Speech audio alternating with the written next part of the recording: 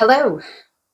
So, if you've been following me and following some of my stories, I've decided to release short stories about anything spiritual that's happened to me just to get it out there and share it. And I thought it would be kind of fun to release them out like in a series, like they do with shows.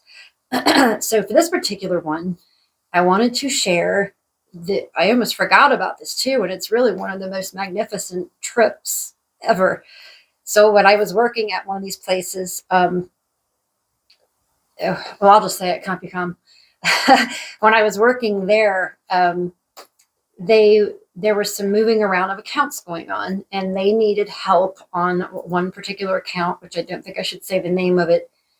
But I was already on another account that I really wanted. No, actually, that's how it started. That I got on the account that I really liked. So at this time, I think what it was is my account was getting it was a bank. It was a banking account. And so it was changing names, and they changed to vendors, so they weren't going to be using us anymore. I believe that's what it was. Um, and so they were trying to figure out what to do with me, thank God, right? I had more time to have a job there or whatever. And there was an account there. The corporate at the time was based in Dallas, Texas. And there was an account that was financial, like institution based, and they needed help.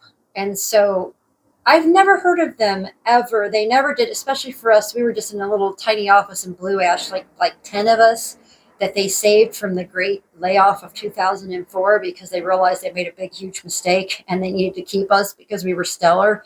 So that's a long story in and of itself. But so we're just like this little tiny, like satellite office, whatever you want to call it, just small of us. And they were planning on sending me, which the company really didn't have like a ton of money, just throw around or whatever, but they were planning on sending me to Dallas, Texas to be trained on this account.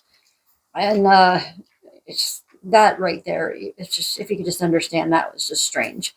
But it's strange because the video I think that I made just before this one, I'm gonna release these out in the order that I made them. But I think the one that I just made, I was talking about Halloween and Christmas stuff being all around, even though we're in the middle of February and nearing the end now of February.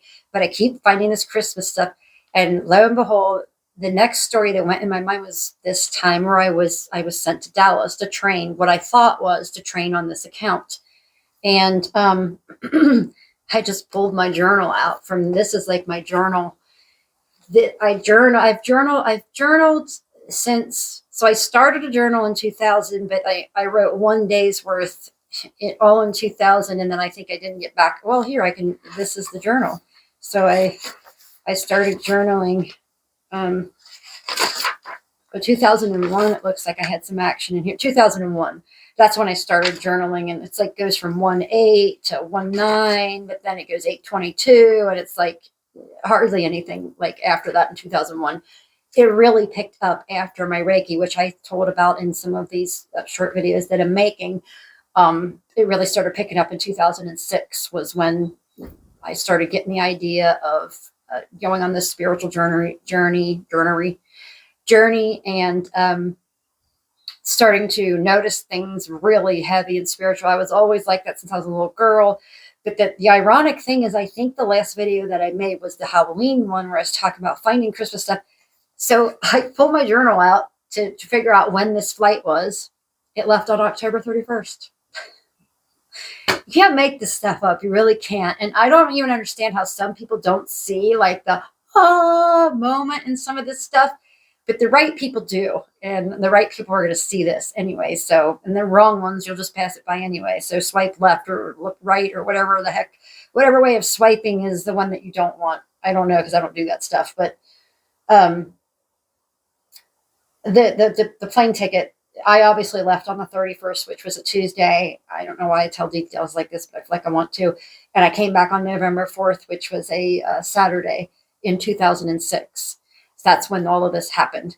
So to know me, you know that I get really, really, really paranoid about driving places, especially downtown areas where there's one-way streets. I don't know if it's my the ADD that I have or what it is.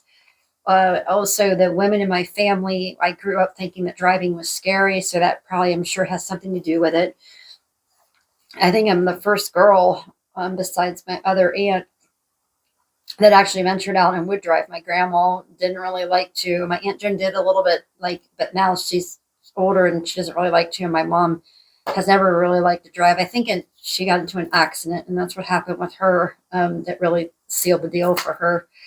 Um, but that's my boarding pass, and I was told that I was like going to train for this thing. I'm like, okay, whatever. Never really heard of you guys sending somebody to Dallas, but I was a little bit nervous about that. But I had a friend who, I feel like I keep saying my friends passed away because they, like my close, especially male friends. Don't be a male friend of mine, okay? Maybe you'll never see this, but I think I should start telling anybody that's a male friend of mine. Yeah, there's one I'm thinking of right now. My one friend, maybe I should tell him. Anybody, it just seems like a male that I get really close with. They're all gone right now, except one that I've been keeping close ties with. And anyway, so this gentleman actually has passed on too from cancer. And the cancer, I think, was all of them, except one was a liver issue from drinking like a fish. But uh, anyway, at this time, he was still alive. And what had happened was in 2004, we were told that we were losing our jobs and that the Mason building was closing down. And we had the option we could move to Texas if we wanted to. But they ended up securing us because we were awesome. And they realized we weren't just like whatever you want to call it. I don't think I can say what I'm going to say. So I think it might be like, I don't know, offensive to some people. So anywho, I was getting ready to take this flight and I was terrified of it. And my friend, so like when I got to Texas, they had these like loop arounds, like these turnaround things that, like that was just a lot, like to me. And I'm going to get some of these stories mixed up because I feel like when I was leaving Cincinnati, I was fine. I've known that airport. There were still people helping me out of nowhere. And I wrote to myself, having a lot of messages lately about faith and grace and favor. Yeah, favor was a big thing. Favor, grace, and faith. So a little bit scared about this whole thing, traveling by myself and not knowing Texas. And I knew Texas is kind of a big place. But I remember like one of the first things, I feel like most of the airport action happened on the way back.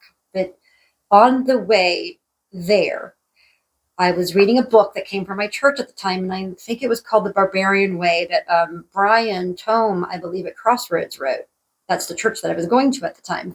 And I remember it, see, like I told you in other videos, that I've always had this spiritual, like I can sense things in the spirit, and I've seen things happen, and they happen like a psychic kind of thing. And I'm not from the devil or anything. I'm from God. So I know there's nothing wrong with that. But I could feel this man sitting next to me on the plane. I was like even trying to like read so that I didn't want to be talked to. Like I wanted him to leave me alone. But I was reading a book and I just felt it. I could feel the energy. He's going to start talking to me. And he did. And he's like, "What are you reading?" And I was like, man, because it was all about voicing that you're a Christian and like the things like, not like in your face or anything like that, but basically just saying that you're a Christian and like talking about it. And I just didn't feel like it at the time, but I thought, how could I be reading a book about this and not like, okay, here we go. So got into a very interesting conversation with him. And I think he's the one that ended up helping me when we first got off because I had no idea what I was doing. I knew I was going to have to go to this car rental. I was going to have to do these things. And I just, I didn't know how to like do any of that. And I know I'm going to miss some of the details because so much happened where I just know there were angels involved. That it had to be because, or people acting as angels. The Dave Murphy, oh gosh, I said his name. I don't want to say anybody's name, but the guy that I met on the plane. So he came from Cincinnati, right? And we just so happened to have the same exact flight plans back. So we we talked all the way there. I think he's the one that told me about the Book of Ruth, and we talked a little bit about Esther. I think, and during that time, it's 2006. So I'm not sure if I had ever read that book at that time yet, but we were talking about Jesus, and he helped me. I believe it was him that helped me get to my car rental place or whatever, because I mean, he knew that I was lost and he didn't know what I was doing. So I felt a little bit more safer, having like him, and then knowing he was coming back on the way back.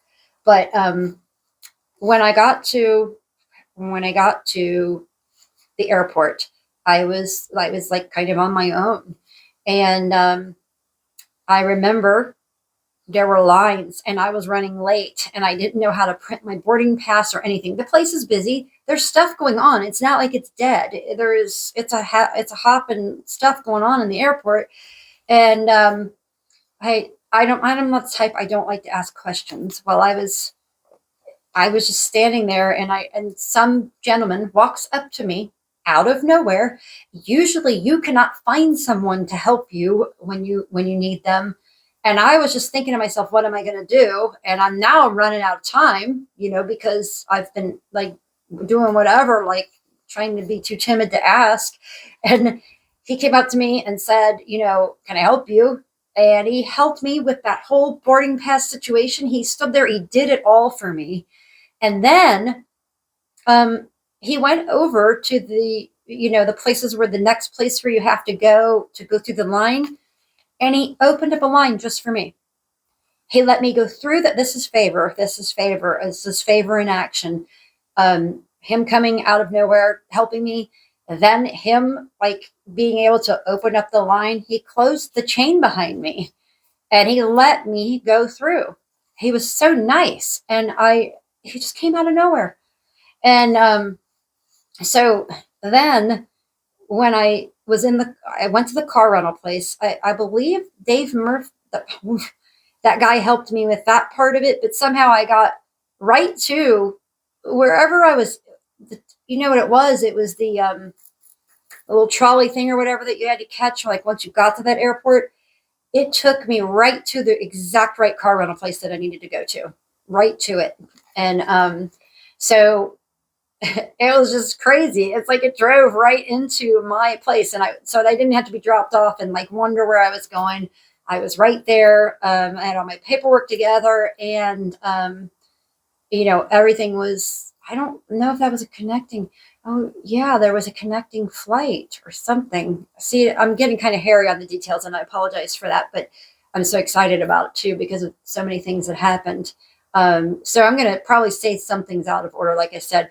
But once I finally got into the car, now I'm on my own in my own car, and I'm having to find I believe it was the Hyatt. And when I was driving, like, I got stuck on this turnaround thing. Now I know anybody that could have been watching me because it's like a highway, but you're driving around. Like, what is that for? I'm still trying to figure out, why do they have that there? Why is there on this, like, you feel like you're getting on the exit, but you're almost just like I'm doing circles. And it took me a while to realize I'm going around in circles and I'm not even getting anywhere. So then I don't even remember how I figured it out and got out of it. But why? Anyway, then I'm driving down the highway and I get confused on the exit markers. It's not going like it does here. Like here, it's like we had some sense about us. Sorry, Texans or whatever. Texicans. Like I I got confused. And then I remember I started crying a little bit. I was like, I don't know where I am. I'm so confused. I've been driving and I've that thing. And so I saw the Hyatt. I saw it. Like I saw it as I was driving. I saw it, but I'm like, I don't know which exit that's going to be then, like which one of these. And I couldn't figure it out from the directions that I had. So I just picked an exit and driving down the street. And the whole time I'm thinking, I don't know where I'm going. And I didn't have like, how did I didn't have GPS or something on my phone at the time. I think I still had a flip phone, believe it or not. I really took a long time to get into the smartphones and stuff. So I definitely had a flip phone. I didn't have like the navigation and stuff. So um, I was, I just like, I had a feeling like of where it might be, the area. But then I was just like, you know what? I'm going to pull over and I'm just going to ask Carnes to come get me. His name was Mike Carnes. And, I'm just going to ask him to come get me because I have no idea where I am. I'm lost and I'm just going to pull over here and I'm going to, whatever. So I pull into the SWAT and as I'm talking to him on the phone, I look up. I was in the back lot of the Hyatt. I was in the back parking lot of the exact place that I needed to go. And that was not a coincidence. I'm sorry, but it was not. And I said, hey, it's okay because I actually am in the parking lot of the right hotel that I'm supposed to be in. And it was great because he was there and he was such a good friend to me. He was there for me that whole trip. He said, Angela, I was terrified to drive out, even more so. I was like, I am going to get lost no matter what I do. I'm terrified. I don't want to drive anymore. I don't want to get back in that car again until I have to leave. And he said, you know what, Angela, I'm going to come pick you up every day for work. Just, it's not that far from where I live. Park the car, just get the car parked. And he was so great. He took me,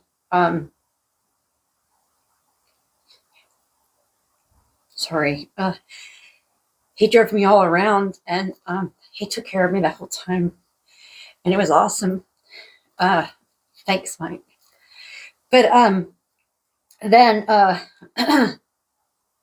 on the way back, there were some things that happened like when I was there, but I was kind of like just hanging out with him like the whole time. He was taking me to dinner. We were doing everything together. It was great just to have him there.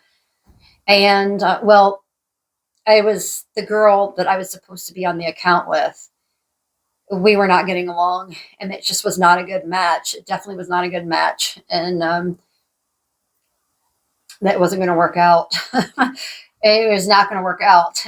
But when I was there, I got to see some things that were going on at our corporate office. I got to see some people that had gone there. It was really cool. It was kind of a fun time, and the training on the account was absolutely horrible. The girl was just not a very nice person, and I don't deal with that very well. I was bullied when I was little. Now I don't deal with anyone else being bullied or me. And but on the way back, I remember thinking, I just wish I had a vodka and cranberry and stuff, but I'm not going to pay the airport prices and stuff for that or whatever. I in the waiting area there again. What was it? I know I met this other guy, and there's a crown room or something. And as I was talking to him for a minute, I never told him that I wanted a drink or anything like that, that I can remember. This was a while ago now, but like, I didn't remember telling him like I really would like to have a drink and just, whatever. He said, you know what? He said, we were just talking and he said, I have access to a room over here that, we, if we want to, we can go in there. It's drinks and food for free and everything. So if you there was a layover maybe or something, and that's what, but he never told me why he had access to this room or anything. It was called the Crown Room. The Crown Room. That's what it was. Because I'm thinking, that's right, daughter of God. And God is totally coming through for me on this trip, like left and right. People were giving me favor. It was like they couldn't wait to help me. And they were just gravitating towards me. Anytime I got like somewhat lost, like I'll tell you about the shuttle on the way back, but he, this guy, he said, yeah, he's like, I got to take off a little bit early because, something. He's like, but you can stay in this room. He's like, I got things that I have to do or something, but you could stay in this room. And we were supposed to be going on the same flight back together, right? Like that's what was supposed to happen. He got me in the room and then, whatever. But, cause I heard him talking to his wife and everything. So it's not like he was making it up or anything like that. And I wish I could get the real details down, but I do remember that, when I got into the area after all that, when I got into the area, somebody helped me out again. Cause I got lost again, like in that area. I saw the guy that I originally flew in with because remember, we had the same flight plans. And so He's like, did you have any problems? I'm like, no, man. Like, I met this really cool guy, and I kept looking around, like, where is the guy? And that was the second time where that guy that opened up the gates for me and stuff, I looked around, he was gone when I looked behind me. Gone, just gone. Like, he never, ever existed. And the same thing happened with this dude. The one that got me into the crown room, after I was just thinking to myself, I really could use a drink right now just to settle my nerves. And oh wait, the airport on the way there, my rental car. I was like, I don't know where there is a gas station. I really don't want to pay. I know the closer you get to the airport, the more you're going to have to pay. Somehow I got through the toll booth, and the toll booth guy asked me something. And you only have a few seconds to exchange, like, whatever. This guy told me exactly where to go, and it was like right off the same street. I'm good that way. Like, I could find my directions then.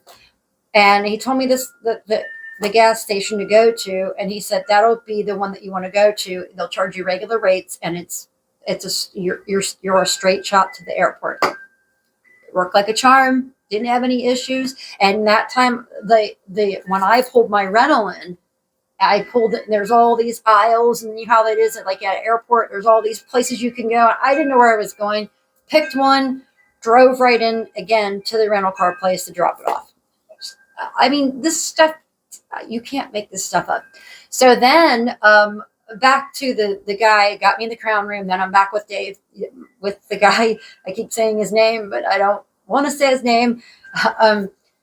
Met back up with him. He was able to help me get on the flight. There was something like going there, but I was a little more chill now because I'm in the right place, and I know that I'm where I'm supposed to be. I think what it might have happened after I got out of the crown room, I think he walked right past me. So I'm back with this guy again who helped me on the way there. Now he's helping me on the way back. And I'm telling him all about this awesome guy that I met, and I can't wait to introduce them. The guy never showed up. And then I thought, was he the pilot?